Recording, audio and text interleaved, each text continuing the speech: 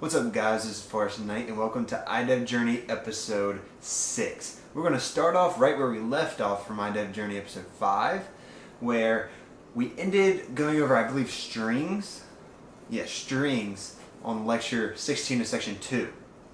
Now we're going to get into lecture 17, which is composed of about 14 problems, just basic Xcode Swift problems that he wants us to complete in order to really, put it into practice. We're also going to go over functions a bit and some other iOS development stuff, as well as some nuggets, some knowledge nuggets that will help people for the future, whether it's in software development in general or just life in general. It definitely will help, about making sure you learn, for the rest of your life, and that's really the life of a programmer. You're learning forever. I mean, think about it.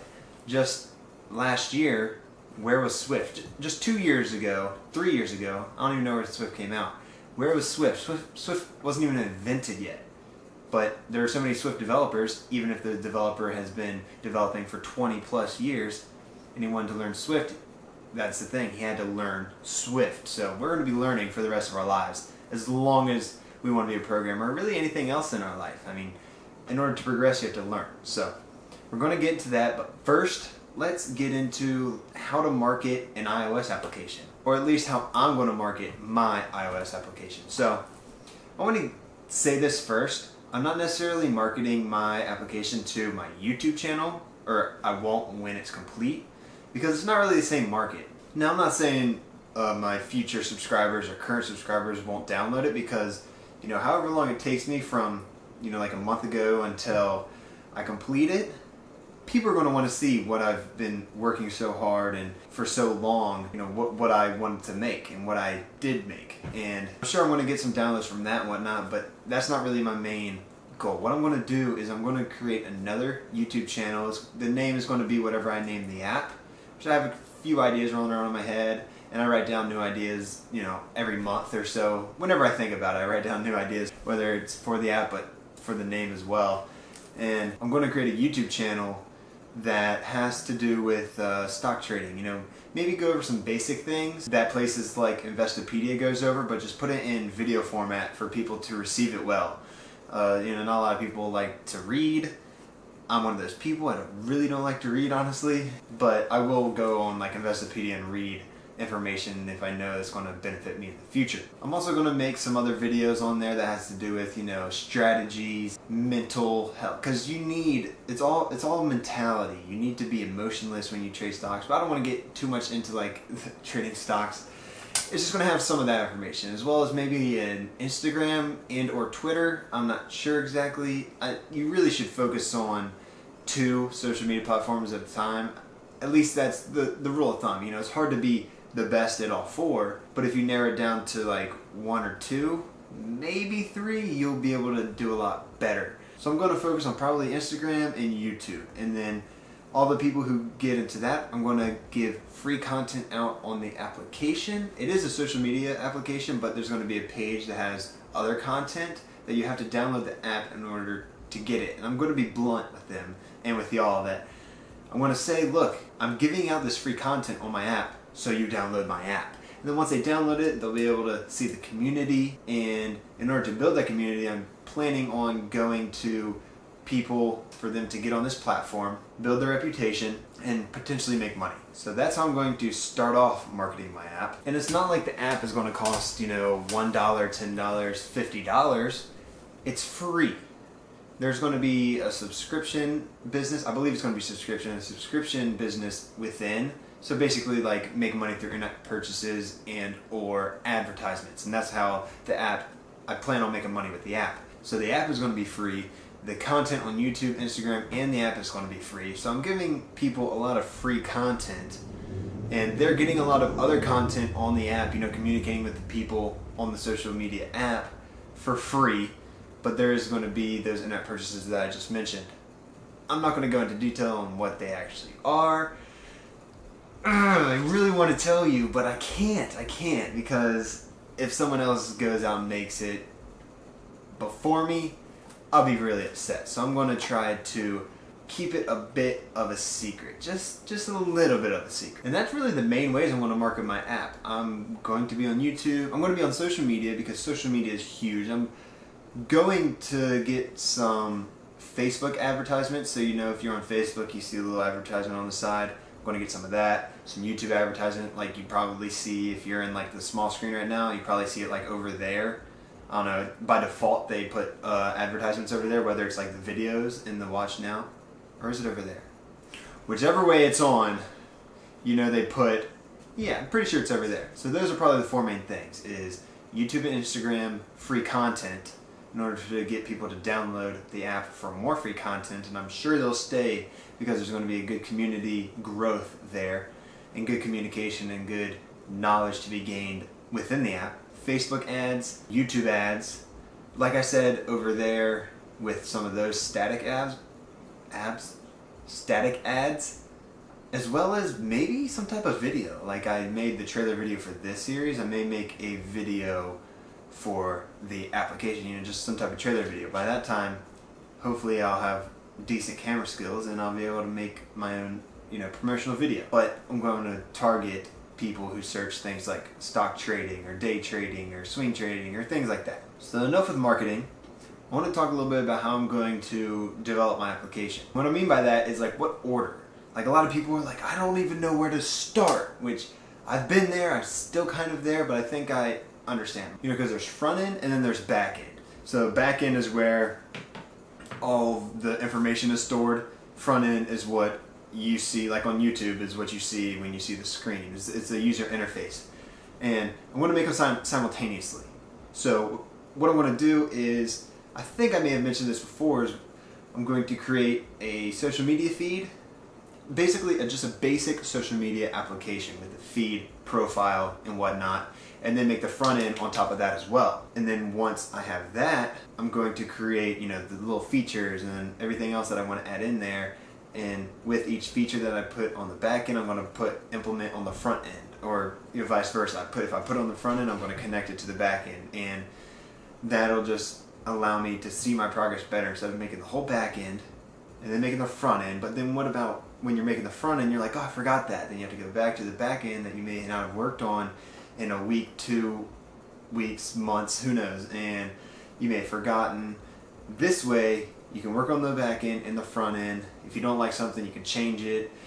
I think it'll be a lot easier. How have y'all created your applications? That'll be the question of the day. How have y'all created your applications? Did you do front end and then back end? Did you have someone else do back end and you do front end, or vice versa?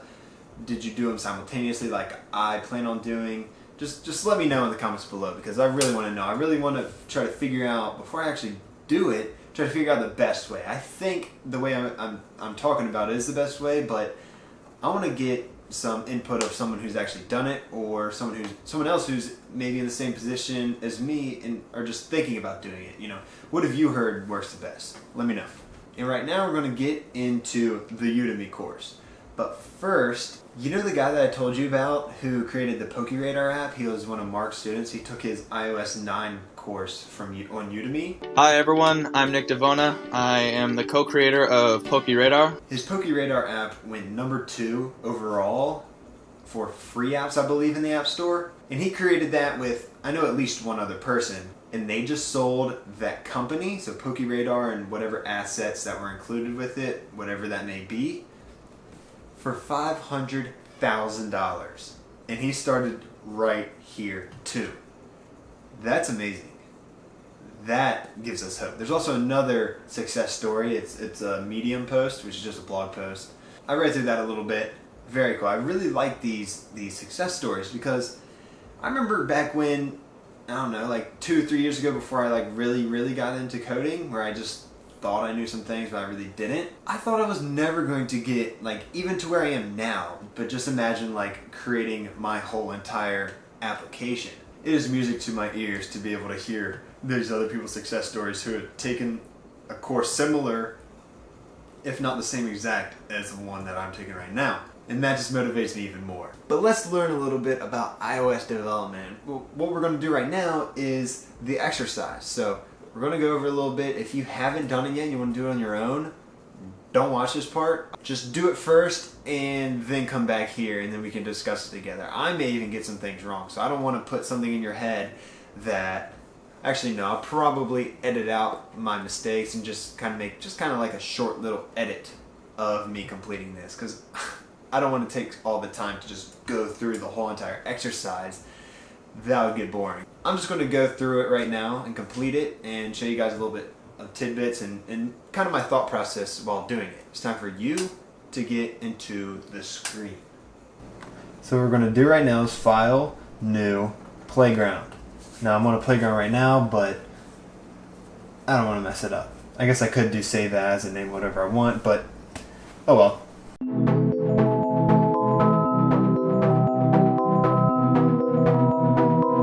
And now we have Hello World, so let's get rid of that. We have to leave the UI kit in there. I explained that in another video. And number 1, create a variable with a name of your choosing that has a value of 15.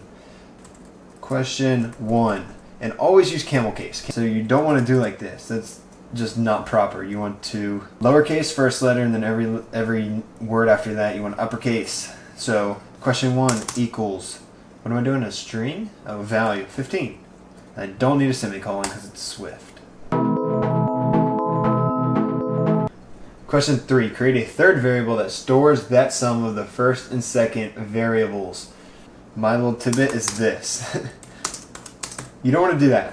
Although that is getting the same answer, what was the point of you declaring this? There would have been no point. And the reason you want to declare this is, what if you do something with 5 and 15 multiple times?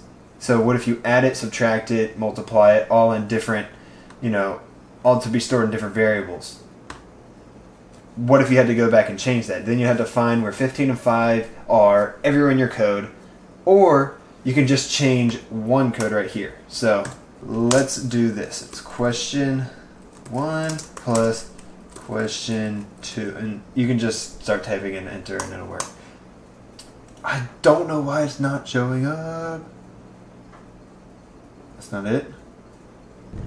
My computer's running really slow and I tried a few different things, but I'm pretty sure what did it was I came over to View, Debug Area, and then I activated Console. This popped up, and although it closed back down, it popped back up later with some information in there, and it works now. And that's exactly what I wanted for this.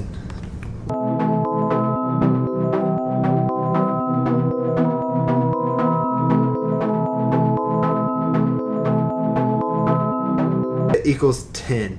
So what I want to come up here and do real quick is show you guys the arithmetic or whatever you want to call it operators. So there's multiplication, division, addition, and subtraction, but there's also a remainder or a modulo or modulus, whatever you want to call it. So basically what you do here, 15 modulo 4, and that equals 3.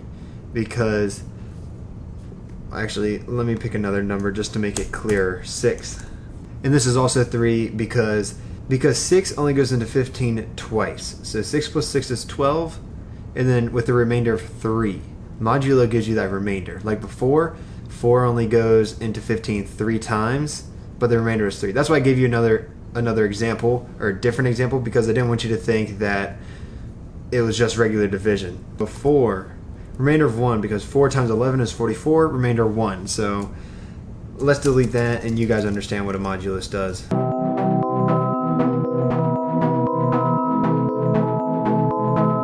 So this is kind of what I was saying before. You don't want to just put in 15 and 5, you want to put in the variables, because now, imagine if this was 15, 15, 15, 5, 5, 5. And I mean actually like 15 and 5, not like what they actually equal, because question 1 does equal 15. But imagine that. Be like, oh no, I need to change question 2 variable to 10. Oh, but guess what? You'd have to go to here and change it, and here to change it, and here to change it, but now you can just change it once. Question 7, create 3 new variables of any name and of any value, but all on the same line. So I think this is what he wants us. So question, what am I going to do? Question 7 needs 3 variable names. Question 7, equals, he wants a value of it. Any name, any value. Question 7. So it still only says 7 over there. See, this is an error because we need to insert this. And if you just click on this, click enter, it'll insert. It'll do it again over here, but I'm just going to type it in. And that's what I wanted. You don't have to put one over here, but you can just to make it uniform. I should probably not name these the same thing. 7. And question 7. I think that works. And you can also put a semicolon here. It doesn't make a difference. Just to make it look nice, I'm going to put it there. So let's go to question 8.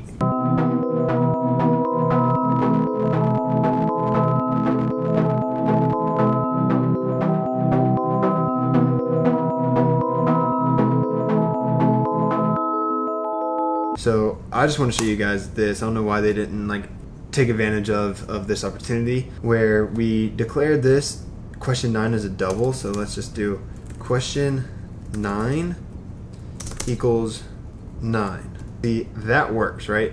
A double is supposedly like that, 9.23, whatever.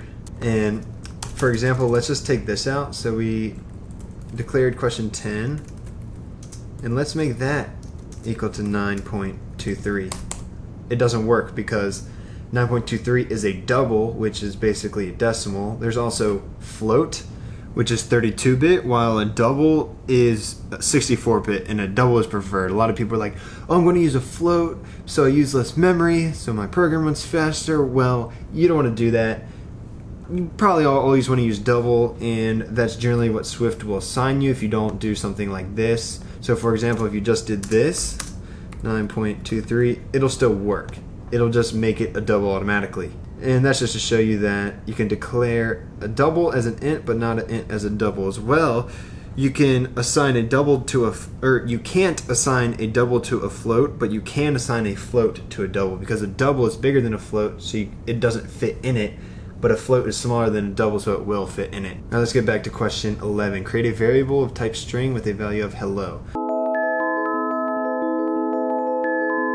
13. Create a third variable to store the result of concatenating the first two strings using the plus symbol. So there's two different ways to do this. There's concatenation as well as string interpolation, which that is not needed right here. So what we're going to do is question 13. See, actually, you see how it does say world hello, but actually what I wanted to do is make it say hello world. I'm guessing. Let's just make it say that anyway. 11, and it says hello world. So what we're going to do is put a space in there, add another plus sign, and now it says hello space world. Question 14, the final question. Using that third variable again, so the third variable, I'm guessing the one that we just made, store the result of concatenating the first two string, but instead using quotation mark some var syntax string interpolation. So that is what we're doing right now is exactly what I said we didn't need to do, which we don't need to do in this situation, but it's practice. So let's do it. Let's see if I even know how to do this. Luckily I took my notes, and as you can see here, I wrote concatenating, and over here I did string interpolation. So now I can reference this, and that's the whole point of taking notes. It's not cheating, it's note taking. In all honesty, whenever I use my notes in order to take a test, or that I'm allowed to use my notes in order to take a test, I learn a lot more on that test. Because if I flunk a test, I'm not going to go home and study. But if I'm able to study while taking a test, then it makes sense. And I learn more. But let's get into string interpolation. So it's like this, and I believe question 11. I don't think I even need to do the plus sign, but I may need to do a space. Yeah, I think I could leave a space in there, and then actually I have to do the backslash. Question 12 and hello world, as you can see over on the right. So that's how you do string interpolation. See, this one is concatenation, however you spell that word. I don't know. Sorry if I butchered it. And then this is string interpolation. String interpolation. And that's section 2, lecture 17 exercise. And we're not ending the video right here. We have a couple more minutes to talk about, so let's talk about it. So my camera's about to die, so let's get through this last couple minutes of this video quickly. There's just a few things I want to talk about. It's those knowledge nuggets that I mentioned earlier, and a lot of these, if not all of them, are coming from Mark Price's mouth himself. And first, what he does is he recommends for everyone to get, what is it called? The Swift programming language, Swift 3 edition. It's in iBooks for free, and he references it a bit throughout Us Learning Swift. I mean, it's made by the creators of the language themselves, so why wouldn't you download it? You need something to reference. You can use Google all you want, but if you get something that came from the people who actually developed the language to help you with the language, that's prime. A little advice from me is sometimes I'll play Mark's videos in 1.25 speed, so it's just a little bit faster. It's just to get through some of the slower places where he kind of maybe rambles or he talks slow or that I already know. So I do 1.25 speed every now and then, and remember, you can always pause it, go back, play it at regular speed or slow-mo. I didn't really do slow-mo right then, I talked slow-mo. But I mentioned before, Swift also assigns values bit forms. So whether it's 8, 16, 32, 64 bits, Swift will assign those properly to whatever it needs. And to quote from Mark Price, as he's referencing the book, the Swift programming language, whatever, he says, you gotta learn how to learn. I'm trying to train you how to become a lifelong learner and programmer. And this can be taken into anything. If you ever want to do anything, you have to continue learning. If you want to be a programmer, you have to learn forever. We discussed that earlier. You have to learn forever. And he's not teaching you how to make an app. He's teaching you how to learn and kind of how to make an app. But he's not just kind of going through the motion like, oh, cool, I can make this app, but I want to make an app a little bit different and I don't know how to do it. I feel like he's going to cover the points where I will soon have the ability to create my own app, my own way, with my own learning process and what I've learned just on my own. Mark also points out that he leaves his mistakes in the videos just to show you that he's not perfect. He used to take out his mistakes. This is from his mouth. He used to take out his mistakes and people were like, oh, Mark, I'm never going to be as perfect as you, as good as you. It's like he edits his videos, or he edited his videos. So now he leaves some, if not all of those mistakes in just to show us that he's not perfect. He needs to look stuff up on Google, and it definitely helps us out mentally, and it shows us that there's not going to be some guy that just knows everything off the top of his head. Since my camera's about to die, I hope you enjoyed this video. If you did, please smash that thumbs up button. Be sure to subscribe so you don't miss any of these. I may give you guys a special treat because I missed last week, so I kind of want to do 2 next week, but it's a lot of work, and I'm not sure if I can exactly do that. I don't know. I'm not making any promises, but I appreciate you guys watching. Have a good one.